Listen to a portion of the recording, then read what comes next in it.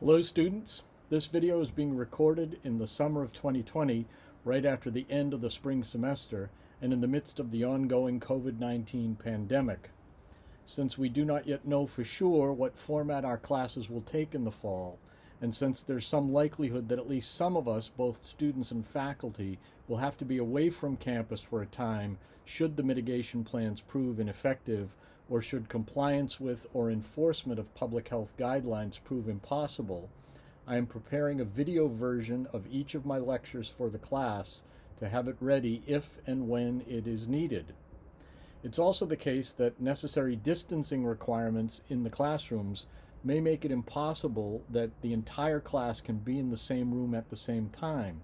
In that case, those whose turn it is to stay away from campus may find these video lectures a better option than relying on a live classroom feed via Zoom or some other technology. So if you're watching this video, it means that we are, for reasons of public and personal health, still unable to meet together in a traditional face-to-face classroom format. All the same, I'll continue to do my best to teach you what I know with whatever tools I have at my disposal. Enjoy the lecture. In this presentation, I want to discuss the third writing assignment, which is the policy argument brief. And again, you are writing a brief, which is a detailed full sentence outline of the argument and not an argument in essay form. So it will be similar to the previous two writing assignments. So when we talk about a policy argument, we're talking about the classical genre of deliberative rhetoric or deliberation. Aristotle discussed three genres or types of civic discourse: forensic, which is the legal argument; epideictic rhetoric, which is the rhetoric that occurs on commemorative occasions or as parts of civic ceremonies; and then, of course, deliberative rhetoric, which is political argument, mainly in the context of legislative debate. And that's the kind of argument we're going to focus on in this assignment.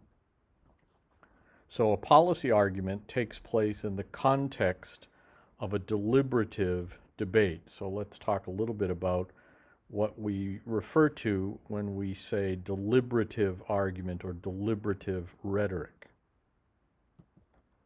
Deliberative argument, first of all, is focused on future policy. So we're arguing about what we ought to do going forward into the future. And deliberative argument is concerned with the commonwealth, that is, with the public good. In fact, if you take the Roman origins of the word commonwealth, which are the Latin terms res publica, and you see in that word also the root of the word republic, we could translate that into the commonwealth or the public good. That is, things held in common, or the goods that are part of or belong to the community. So we're thinking about argument that advances policies or propositions that are designed to contribute in some way to public happiness or the public good. The consequences of deliberation then impact all the members of the community. So if we contrast this, for example, to forensic rhetoric, where the argument, the consequences of the argument or the judgment that results from the debate in a legal trial, the consequences affect only the defendant. It's the defendant that is either found not guilty and is released back into his or her freedom, or the defendant must pay the price of committing a crime if found guilty, must pay the fine, must go to jail, or whatever else the judge decides is the appropriate punishment for that infraction.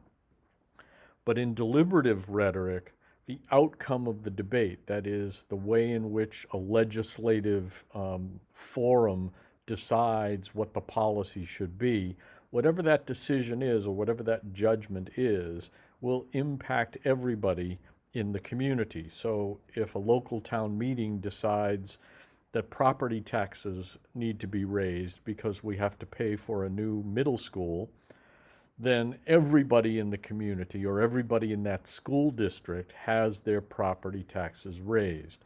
So the outcome of deliberation concerns every member of the community. And in general, all deliberative arguments focus mainly on achieving what is perceived or believed by most members of the community to be advantageous or beneficial. And so when we look at the source of the reasoning or the source of the evidence, the arguments that get made in deliberative debate, we're looking for ways in which we can craft arguments that show the particular policy we are recommending will bring about some advantage or benefit for the community. And so this is the source of most of the reasoning that we do in deliberative debate. It becomes the basis for deciding for or against a policy proposition. And indeed, if you go back to Aristotle and you look at Book 1 and Chapter 5, 6, and 7 in Book 1, where Aristotle deals with deliberative rhetoric, he has there all of the various lines of argument, what he calls the special topics that are related to deliberative speaking. And most of those special topics are the different ways in which we can demonstrate that a proposal brings about some advantage or benefit or contributes in some way to shared notions of public happiness for the community. So this is what we call the deliberative topoi. That is the topics, the lines of argument that connect to shared notions of public happiness or shared ideas about what is good or advantageous or beneficial, or in some cases where we have two or more proposals being considered, we need to think about arguments that we could generate which contrast those two proposals and the ways in which we can make arguments to show that one proposal or one suggested policy is better than another. And then Aristotle also reviews for us the subjects deliberative orators typically argue about. And he points out that most political debate occurs regarding one of 5 general concerns. Those are ways and means, which has to do with the collection of revenue and the expenditure of appropriations, that is, taxes and spending, war and peace, national defense, imports and exports and the related economic questions, and then also legislation, which is all the different ways in which legislative bodies make laws. And if we think about this too, this is pretty similar to today's legislative agenda. That is, if we think about the debates that occur in Congress and in the state legislature or in the British Parliament or the Canadian Parliament or any other legislative body, they're typically focused on the same subjects. So these subjects still occupy much of our deliberative agenda today. For instance, under the category of legislation, which is the work of a legislature, the crafting and passing of laws, we could include concerns for things like healthcare, crime, education, different kinds of regulations, environmental regulation, for instance, public works, infrastructure repair, all of these things, even policies related, for instance, to the pandemic, to lockdowns, to mask wearing requirements, all of these kinds of things would fall under the category of legislation. So when we think about making a policy argument, we want to review what are the stock issues for policy debates.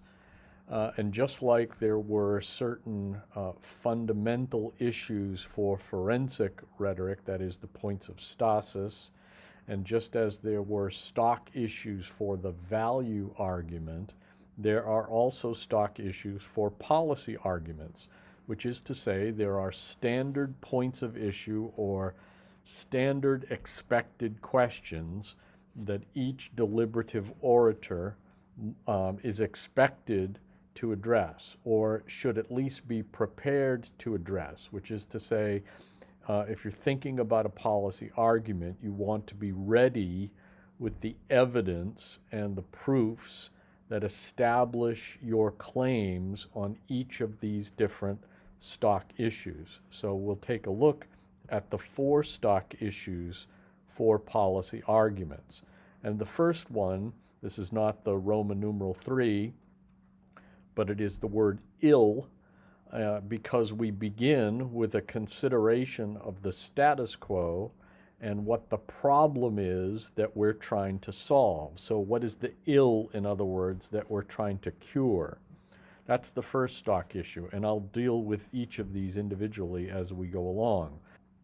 And then we have the second stock issue, which is the blame issue. And with the blame, after we've established that a problem exists, the focus in the blame issue is to prove that that problem, or those problems if there's more than one, that those problems are directly related to something in the status quo.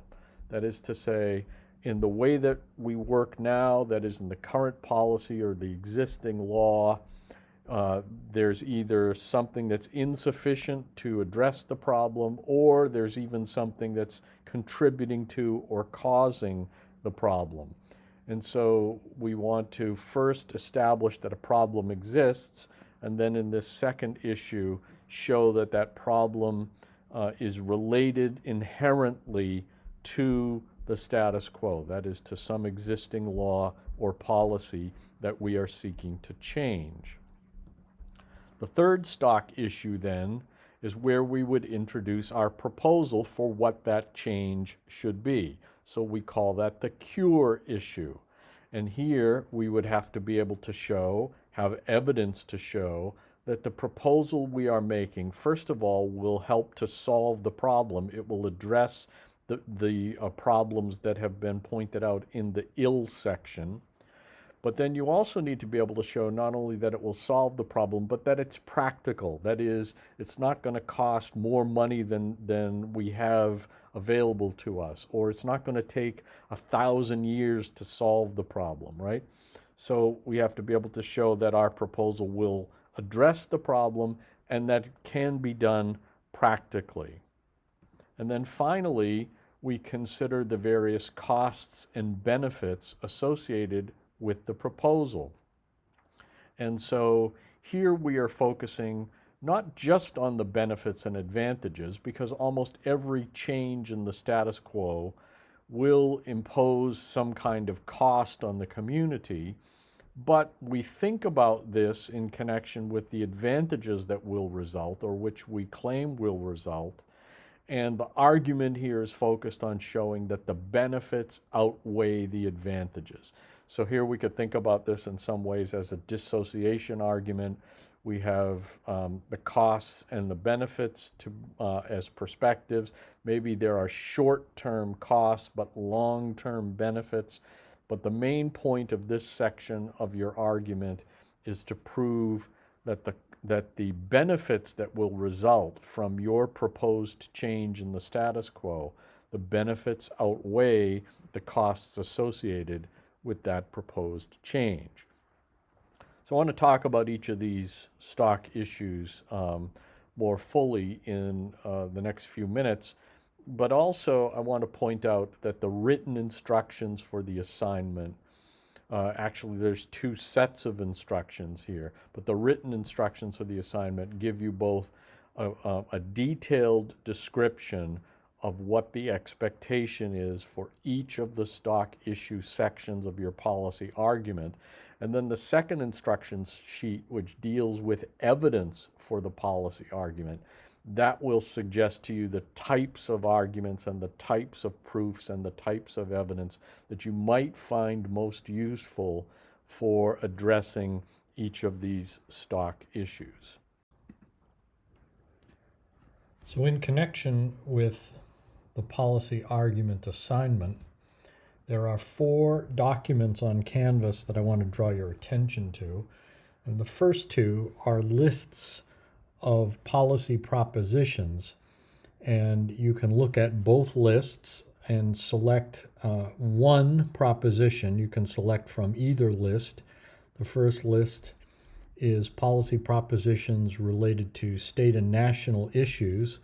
So you can select from this list, or you may select from the list of UNH related propositions, and that's here. You can select one proposition to be the affirmative proposal for your policy proposition brief. So it's one proposition per student, and no 2 students may work on the same proposition. So as soon as you select your proposition, let me know. I will highlight it on the list, and then it will be unavailable to any other student. But take a look at the list. So there are 50 selections on the state and national and 45 on the UNH. You have 95 propositions to select from, and you can select any that have not already been selected. And then we have also an instruction sheet for the policy argument assignment. And this will give you detailed instructions covering a lot of the same material that I cover in this video lecture.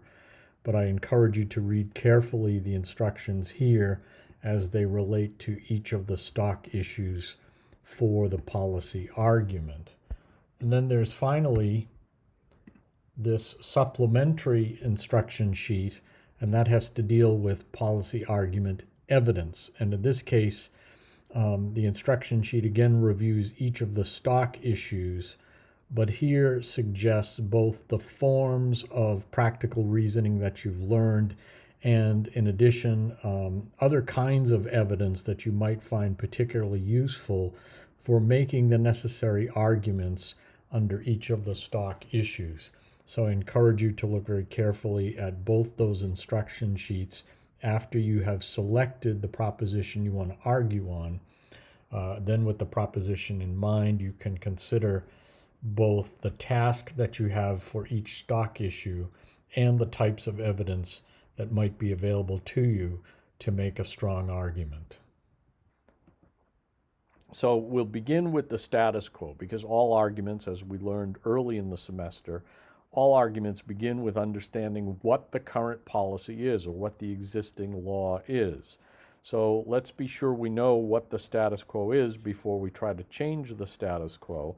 So we want to know what is the present condition, what is the current law, and what is the immediate exigency, which is to say, what's the problem that we want to help make better by our proposal? That is, what's the problem in the status quo that we are seeking to change? And then we can build our argument from there. So the ill argument. To begin the policy brief, you want to advocate for a change in the status quo.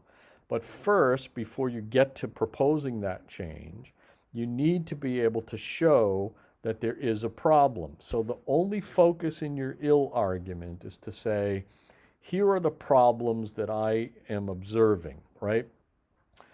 They may be problems related to public health care. There may be problems related to poverty. There may be problems related to corruption.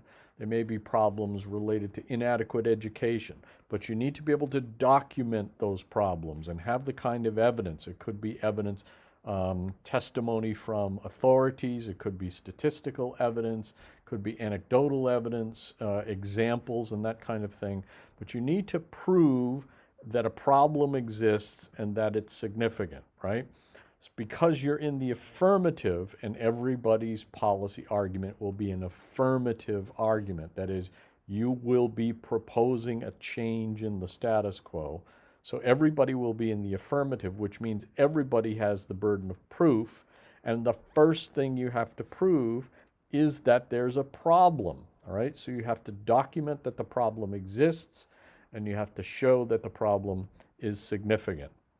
So you have to prove significance by showing that it's a serious problem. It can't be just a minor inconvenience.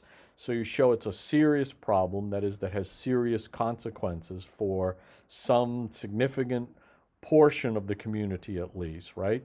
So you show that it affects most or a large number of citizens. It can't be just that you don't like the bushes that your neighbor put up next to his driveway. It might annoy you, but it's not a significant public problem. So you want to be able to show, A, that the problem exists, that you can document it with evidence, and B, that it's a significant problem. That is, that it has negative consequences for most or a large number of citizens in the community. And only focus on the problems in the ill section. Don't get ahead of yourself. Don't start proposing the solutions. Don't even think about how the problems are related to the status quo yet. Only prove that the problem exists and that it's significant. Then we move to the blame section. And in this section of your argument, the focus is on proving what we call inherency, which is to say you must show that the problem you've already established in the previous section, that problem is inherent in, which is to say it's directly related to some aspect of the status quo. So you show that the problem is inherent in the status quo because you're able to produce evidence that shows that the problems are a consequence of the existing law or policy, or you're able to show that the problems are the result of present attitudes or present practices, right? Or the problems are a characteristic of the structure of established institutions, right? So again, this is different than proving that the problem exists.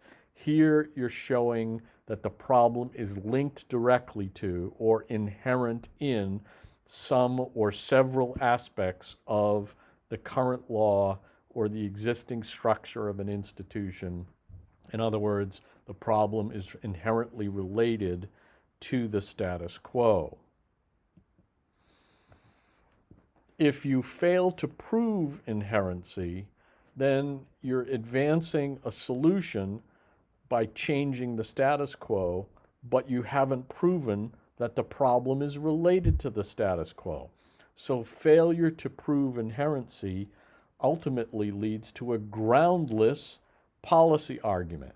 Because if you have all the evidence in the world that a serious problem exists, but you have not shown that the problem is the result of something in the status quo, the present policy, institution, existing conditions, right? If you haven't proven that the problem is related or inherent in the status quo, then you don't have any grounds upon which to claim that the existing law or the established institution or the current policy should be changed as a means to correct the problem.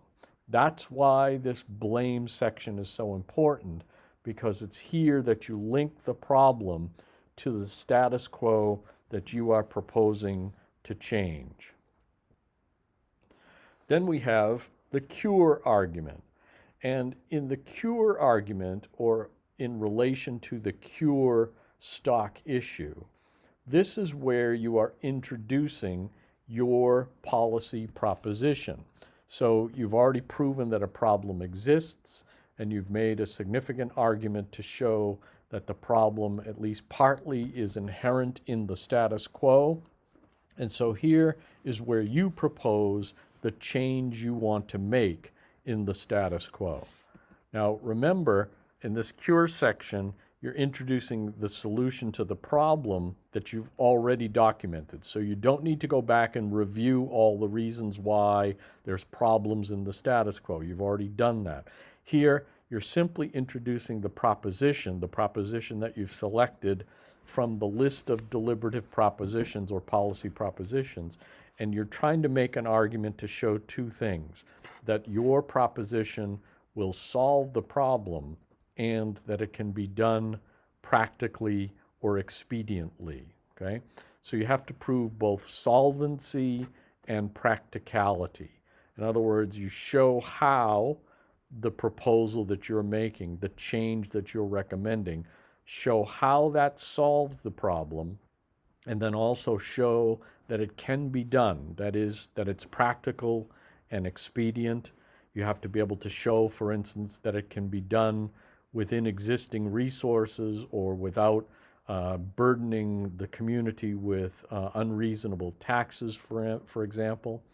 And you need to be able to show that it can be done without, for instance, taking 100 years to rebuild an institution from the ground up, right? So you want to solve the problem, especially for the members of the community who are now experiencing the problem. So how can you do that practically? How can you do that expediently, right? So you're recommending a particular change, but you need to be able to show, here's how the change will eliminate or reduce or mitigate the problem, and here's why I know it will work. That is, here's the practical dimensions of it that show it can solve the problem. So, for example, suppose you were thinking about proposing a change in some university policy. You might point to another university where a similar proposal has been instituted, and then arguing by example or by analogy, you could say, this is why I know this proposal would work at UNH. It would help to solve a similar problem at UNH, and why I know it would be practical because it costs this other university only a small amount of resources, and it was able to be instituted using this or that administrative structure. Students adjusted to the change quickly. It didn't require an overhaul of the complete bureaucracy of the university and that kind of thing. So you have that example as an analogy that shows both the solvency and practicality of the plan that you're recommending for UNH. So that's the cure argument. And then we move finally to the cost-benefit argument. And here, it might be worthwhile to drag out your Aristotle and take a survey of the various deliberative topics that Aristotle discusses in Book 1, Chapter 5, 6, and 7, especially 5 and 6, because most of you won't be writing arguments that are comparative arguments, that is, cost benefits compared between two proposals. You're only making one proposal.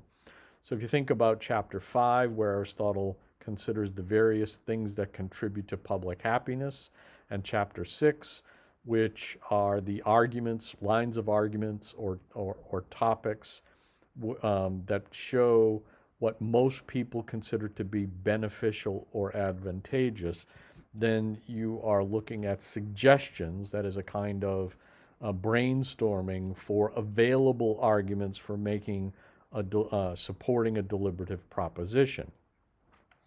But you can think about these even without recourse to Aristotle, because what you're trying to do is to show that you understand, yes, there might be certain costs involved in accepting your proposal, but at the same time, you're arguing that the benefits will outweigh those costs. So in this section, you must show that your proposal will bring about some desired benefits or advantages to the community. And think about this, what would most people in the community consider to be beneficial or advantageous? And that will help you to generate the various lines of argument. And here you can be creative, because the benefits and advantages can go beyond simply a solution to the problem. There may be additional consequences which result from the change, which could also be beneficial and advantageous. And you should feel free to include those in your argument in this last stock issue section of your brief. So you begin by acknowledging the costs or difficulties associated with the plan. Again, because you have the burden of proof, there's a presumption in favor of the status quo, and people are typically not comfortable with changing things they're used to. And there may be then some resistance or difficulty. People might point out, well, it's going to cost too much, or it's going to cost this, or it's going to require that. That's hard work. I don't want to do it, right? So you acknowledge that there'll be some costs and difficulties associated with the change, but here you also want to make the argument that the comparative advantages, that is, other subsequent benefits associated with the proposal or the proposed change in the status quo will outweigh those costs. So the idea here is to show, yes, there'll be some difficulty or cost for making the change. Taxes might have to go up for a while, or we have to get used to a new method of doing something, right? Or it might be inconvenient for a little bit while we rebuild the road and you have to go on a detour. But the key thing is, in the long run, we'll be better off, or the advantages or benefits that result outweigh those costs and difficulties. And that's the point of the cost-benefit argument. So let's look at an example. And again, I'm going to go through this example focused on each of the stock issues. So here's a policy proposition. Due to the COVID-19 pandemic, all voting in the 2020 presidential election should be conducted by mail-in ballot. Okay? Now that's a proposed change in existing voting law. There is, of course, under the current electoral laws, there is the option for absentee ballots, but there are also restrictions on what kinds of conditions and circumstances allow for the use of an absentee ballot. So this proposed change is to suggest that everybody be given the opportunity to vote by mail because of the pandemic. We recognize this is a policy proposition because it is proposing a change in the status quo. The person who would be recommending this change, of course, is in the affirmative, as everybody will be. And so if you are in the affirmative, you have the burden of proof. It's focused on future policy because we're talking about the upcoming election. And so we're proposing a change for that election in the future, right? And it addresses a matter of public concern. That is, the benefits that we would be recommending or the advantages that would accrue as a result of the policy change would add to the public happiness or benefit the entire community or the Commonwealth, right? So that's how we recognize this as a policy proposition. So here would be an example of the kinds of arguments you might make in the ill section. And what I've done here is put some of the main subclaims or main points. I've not included a detailed enumeration of evidence here, but just to give you an idea about what each of the stock issues requires of you. So in the ill section, for instance, we would point out, again, the focus is on just showing that a significant problem exists. So here, we would point out that the COVID-19 virus is still dangerous. A vaccine is not likely before the election. We could also point out the current death and hospitalization rates, that they're not diminishing, even with social distancing and various levels of public lockdown and mask wearing by people. Still lots of people getting sick, still lots of people dying from this disease. We also know that even with those strict mitigation efforts, there are some citizens who are refusing to comply with guidelines. They don't seem to care about social distancing, or they may not wear masks in public, right? So that's part of the problem. We also know that older citizens, in fact, older citizens who often vote quite often, older citizens are particularly vulnerable to severe disease as a result of a COVID infection. So we would introduce the evidence to prove each of these subclaims under the issue of ill. So once we've established these problems, right, then we would turn to the second stock issue, which is the blame issue.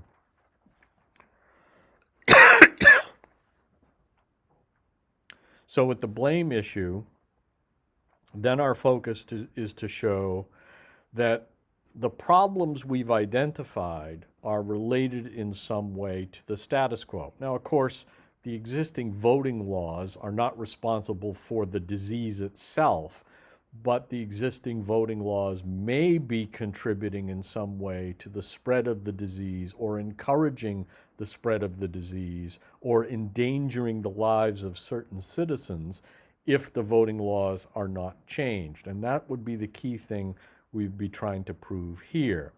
So we would want to be introducing evidence, for instance, that in-person voting requires visiting a polling place, and many polling places are in enclosed spaces. Sometimes they're in small town halls or a fire station or a school gymnasium or something, right? And polling places also require close contact with people, and not just the people who are working at the polls. You have to give them your ID, you have to speak to them close up, you have to get your ballot from someone, you have to turn in your ballot to someone, but also there's all the other voters who may be there. And so we also point out that many polling places can be crowded on election day, certainly, especially with a presidential election year. And I've been voting in places when there have been long lines of people waiting to get into the polls. And the people are not, obviously, in past elections, they would not have been separated by 6 feet. But if you think about crowded polling places, they could increase the danger for spread of the infection. And we know the virus can spread more easily in an enclosed space, especially when that space is crowded. So here you see the connection that we're trying to develop between the problems that exist with the continued spread of the disease and the existing law, which require voters to show up at a polling place where a situation could exist where the disease could spread more easily. And we also know then, as long as that disease is present in the community, some citizens may not vote because of their fear of contracting the disease. And we don't want to suppress votes just to maintain the current voting law of requiring people to show up at the polls. And then we also know that current absentee ballot laws do not have provisions for voting by mail during a pandemic. It's not that you can't get an absentee ballot, but under the existing law, that is under the status quo law, there are specific circumstances which qualify you to use an absentee ballot. You need to be, you're going to be out of town on the day of the election, so you can't be at the polls. Or you have a disability that means you're homebound and you can't get transportation to the polls. But what we're suggesting here is a much more large-scale voting by mail policy, and that requires a change in the existing law. And so all of this would be part of the argument that you make that connects the problems that you've identified, that is the potential spread of the disease at a polling place, with the existing status quo, that is with the current laws which limit who and under what circumstances a person may use an absentee ballot. And then we would move to the cure section. And in the cure section, this is where you introduce your policy proposition. You tell us again what it is that you are recommending as the change in the status quo.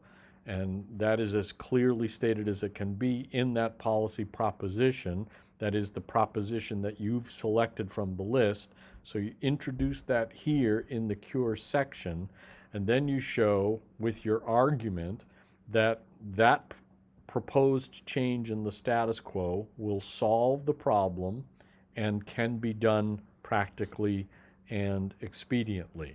So, for example, in our case of recommending in the proposition that due to COVID-19, everybody should be allowed to use a mail-in ballot for the 2020 presidential election, we would be focused on how that solves the problem and how it can be done practically.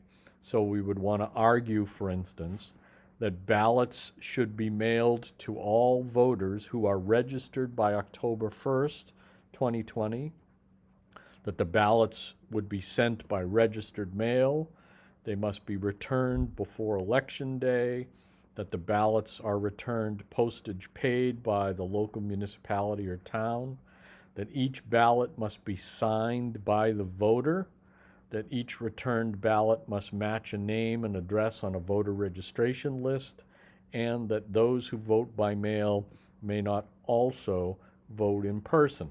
So you see what we've done here, we've started to address some of the nuts and bolts practical aspects of how this proposed change would be undertaken. That is, what would this require us to do, or what would be the details in implementing the proposal that is embodied in the deliberative proposition.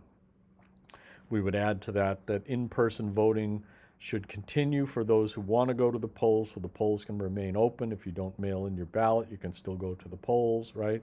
And ballots returned by mail will be counted at the same time as ballots submitted at the polls. So here we're showing then that we're allowing people to stay home, that they wouldn't have to go to the polls, that they would be then reducing their exposure to potential disease. We're showing here, especially in this example, the practical aspects that it could be done without tremendously upsetting the principles of democracy, or without costing towns and cities tremendous amounts of money. And indeed, we're showing, being able to show with evidence that all of these practical steps are possible. And then we would move to the cost-benefit section of the argument. And of course, we want to consider both costs and benefits. So if we think about the costs, obviously there will be some costs associated with printing and mailing all of those ballots to registered voters. And there will be some concern, and perhaps rightly so, that there's some potential for fraud, and there might be concerns about ballot security, and we have to have some safeguards in place. We have to address those concerns. And so that's part of what the difficulty or problem or cost that would be associated with this. And we want to be sure that our practical suggestions in the cure section consider some of these as well, right? But then after we acknowledge what those costs and difficulties might be, we want to also introduce the benefits, right? And so first of all, the immediate benefit is this addresses the problem. This is part of the solution to the greater danger of putting people in a polling place where they're in an enclosed space in a crowded area, and then the potential spread of the virus continues. So we show here as one of the benefits that chances for spread of the coronavirus at the polls will be diminished, because certainly by a lot fewer people would be going to the polls, right? That is, we would then have eliminated also the fears by some older voters of catching the virus, because they don't have to go to the polls now. Even though older voters are very faithful voters, they tend to vote in every election, now they can continue to vote without having to go into a place that might endanger their health.